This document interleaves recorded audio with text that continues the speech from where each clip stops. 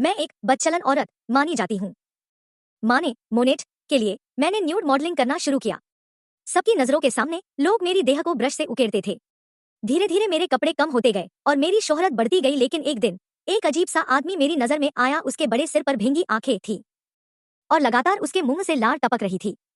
सबसे अजीब चीज थी उसके सिर पर वो बाल जो झाड़ू जैसे लगते थे। दूर से लगता जैसे कोई प्रेतात्मा पेंटिंग कर रही हो। वह आदमी मुझे घूर रहा था, जिससे मैं बहुत असहज महसूस कर रही थी, लेकिन क्या करूं, यही मेरा पेशा है। थोड़ी देर बाद मैंने देखा कि सब लोग उसके कैनवस की ओर देख रहे हैं। इससे मुझे भी उत्सुकता हुई कि उसने मुझे कैसा चित्रित किया होगा। तभी वो आदमी पागलों की तरह हंसने लगा। उसके होठों से लार और भी ज्यादा बहने लगी। उसकी हालत देखकर मेरी सहनशक्ति टूट गई। मेरी डांट सुनकर वह वहीं रुक गया, लेकिन अगले ही पल उसने मेरे कपड़े उठाए और भाग गया। इतने सालों में मैंने ऐसा दरिंदा नहीं देखा था। गुस्से में मैं उसके कैनवस के पास गई, लेकिन जब मैंने उस पर देखा कि क्या पेंट किया है, तो मेरी रूह कांप गई। उसने मेरी घर की तस्वीर और पता बना दिया था। अब मुझे समझ आया कि मैं एक मनोविकारी के निशाने पर हूँ। मैं तुरंत टैक्सी से घर लौट आई।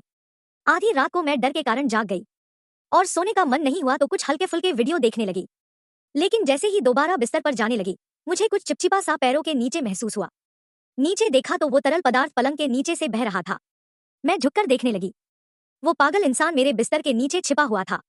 अगले ही पल उसने मेरे टखनों को पकड़ लिया। घबराहट में मैंने अपने 50 किलो के पैर से उसके चेहरे पर 47 बार लात मारी। मैं किसी तरह उससे छूटकर बाहर भागी और पड़ोसियों से मदद मांगी।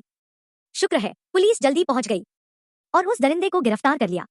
जब उसे ले जाया जा रहा था, तब मैंने देखा वो कपड़े जो उसने पहने थे वही थे जो उसने मेरी चोरी की थी।